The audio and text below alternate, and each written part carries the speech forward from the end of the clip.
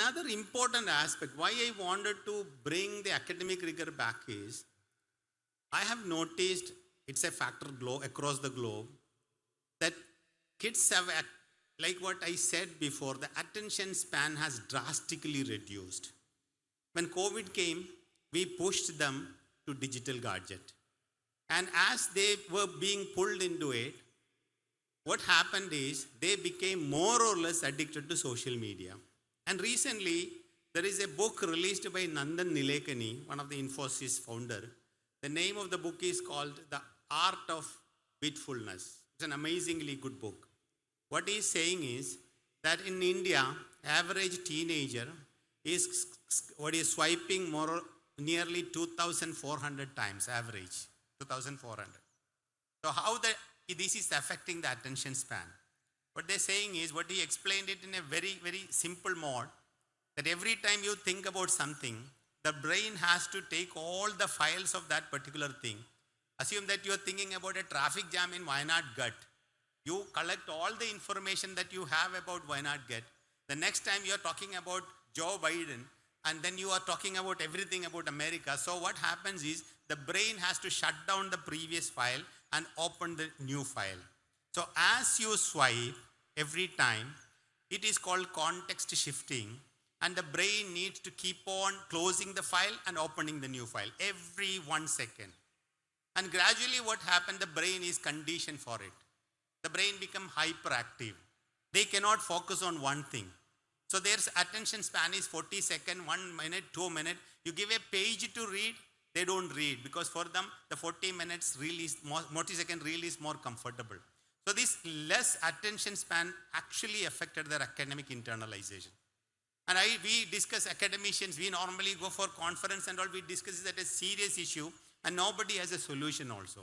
What we recommend is, either you go for a meditation or you need to start reading the books back. But unfortunately, they are not serious readers. Of course, there are exceptions.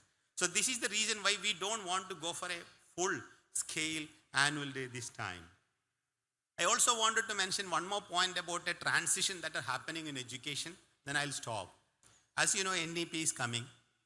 As you know, the education across the globe is moving to a new direction.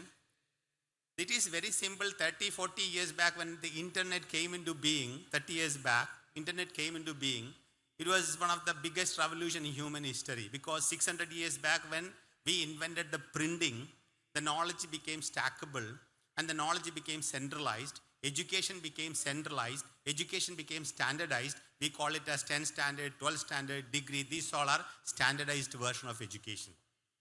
But when the internet came into being, the knowledge became so much floating.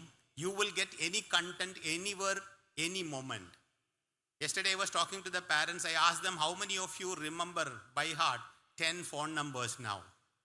I haven't got anybody who raised the hand, because we don't keep the telephone number in our brain. We don't need to, because it is not, our brain is no more a repository of information. It is converted as a processor of information. This shift will affect education also.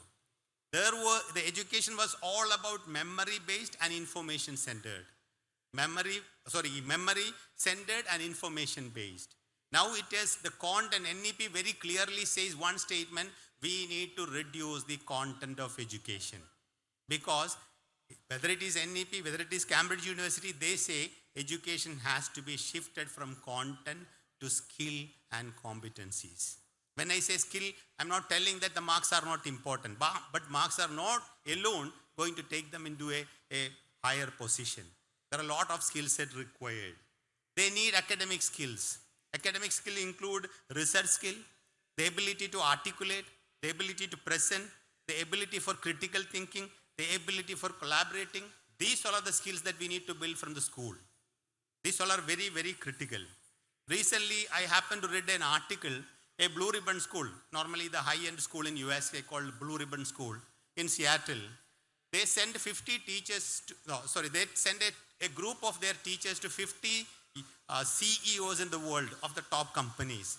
And they ask the CEOs, you people are driving the world, what should we teach our kids? Because today's LKG student is going to be in the job market in 2045.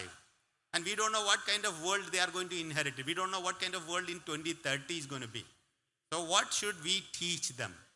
And these CEOs collectively said 3 points. The first point is you teach them competencies. What are they? It includes leadership, it includes networking, it includes problem solving, and etc. This is what we need to teach from school, not content. And you need to build the mindset. Second point, what they emphasized is mindset. Because winning is a mindset. Losing also is a mindset. Inclusion is a mindset. Service is a mindset. Global is a mindset. How do you build the right kind of mindset in school? This is going to be the future of the school, or this is going to be the expectation or deliverable of school. Definitely in the next 10 years' time.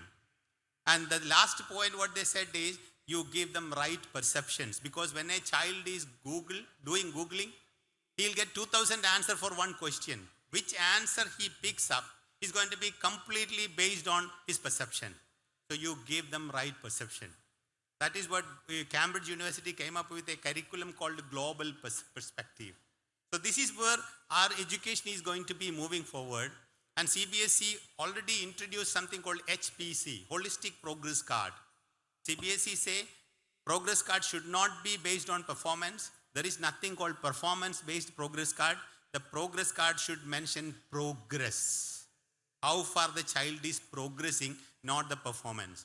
They also emphasized around 6 variables are supposed to be monitored. Social and emotional learning, extracurricular activities, physical well-being, it goes on. So in the next few years, maybe 1 or 2 years, our progress card will be changing. Definitely. You don't get the marks which is going to be so highlighted. Instead of that, you will see how your child is being grown up, how the child is going to be kind of taking a personality. This is what education is going to be all about.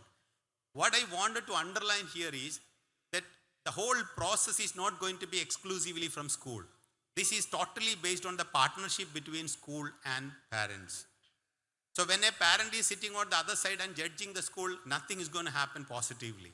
Instead of that, what I would honestly, humbly request you is that whenever you notice any feedback, anything not going right, please inform us. Because the school leadership may not know what is actually happening at the bottom line. When we get a feedback, we will be able to look into it. Unless we don't get a feedback, no school will become a great place to learn.